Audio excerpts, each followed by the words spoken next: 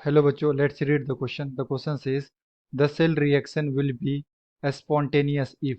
तो हमारे पास cell representation है बच्चों और हमें बताना है कि ये जो सेल रिएक्शन है ये स्पॉन्टेनियस कब होगा। ऑप्शन वन में दे रखा है P1 is greater than P2, to में दे रखा है P2 is greater than P1, three में दे रखा है P2 equal to P1 and four में दे रखा है P2 by P1 equal to 1.5। तो आइए बच्चों चेक करें इसका करेक्ट आंसर क्या होगा। एंड फर्स्ट ऑफ ऑल बात करते हैं की कॉन्सेप्ट की कॉन्सेप्ट। तो बेसिकली क्वेश्चन आया है बच्चों, feasibility of reaction. Feasibility feasibility of redox reaction.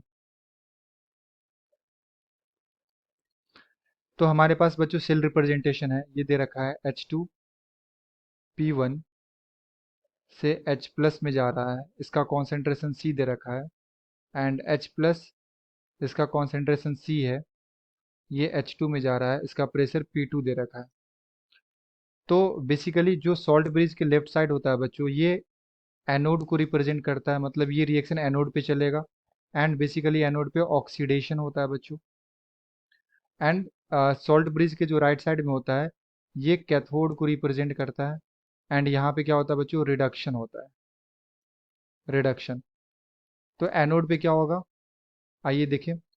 At anode at anode anode पे होगा बच्चों, जो हमारा H2 गैस है ये जा रहा है 2H प्लस आयन में, एक्वस, प्लस दो इलेक्ट्रॉन यहाँ से रिलीज करेगा, ऑक्सीडेशन हो रहा है basically. And at cathode cathode यहाँ पे क्या होगा कि जो हमारा आयन है एक्वस सॉल्यूशन में, ये दो इलेक्ट्रॉन रिसीव करेगा एंड ये जाएगा H2 गैस में। ओके बच्चों, तो मैं अगर यहाँ पे ओवरऑल सेल की रिएक्शन की बात करूँ तो जब मैं ऐड करूंगा तो ये हमारा 2H plus ion cancel out, electron electron cancel out, तो हमारे पास मिलेगा यहाँ से बच्चों। तो यहाँ पे जो बनेगा बच्चों ये आएगा हमारे पास H2 गैस जो है वो कहाँ जा रहा है, H2 गैस में। एंड ये जो प्रोडक्ट साइड में है इसका प्रेशर हमें P2 दे रखा है एंड इसका प्रेशर P1 दे रखा है। तो अगर मैं यहाँ पे नस्ट इक्वेशन लगाऊं बच्चों, तो नस्ट equation E cell equal to क्या लिख सकता हूँ, E naught of cell minus R T by N F L N, product का प्रेशर यानी कि P2 डिवाइडेड बाय रिएक्टेंट का प्रेशर यानी कि P1। ओके बच्चों, एंड जो हाइड्रोजन के केस में क्या होता है, ई नॉट ऑफ सेल क्या एज्यूम करते हैं, ये जीरो मानते हैं।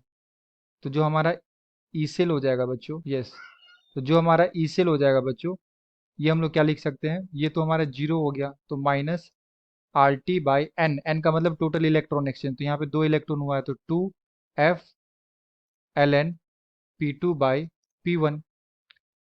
सो इस माइनस को मैं क्या कर रहा हूँ बच्चों, लॉग में ले जा रहा हूँ। हम लोग एक प्रॉपर्टी जानते हैं लॉग का, लॉग m की पावर अगर n होती है तो हम लोग क्या लिखते हैं, n log m। तो ये हमारा आ जाएगा बच्चों ई सेल का वैल्यू,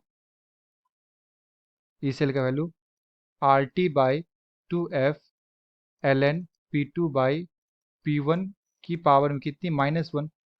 सो ई सेल जो आएगा हमारा ये आ जाएगा बच्चों are T by 2F and Ln, और ये जो -1 है बच्चों ये क्या हो जाएगा, इसको हम लोग रेसिप्रोकल कर देंगे तो पॉजिटिव हो जाएगा। सो P1/P2 हम लोग यहाँ लिख सकते हैं। एंड अब हमें ये चेक करना है कि ये सेल स्पॉन्टेनियस कब होगा। तो बेसिकली सेल स्पॉन्टेनियस कब होता है बच्चों, जब ई सेल का वैल्यू जो है वो पॉजिटिव आएगा।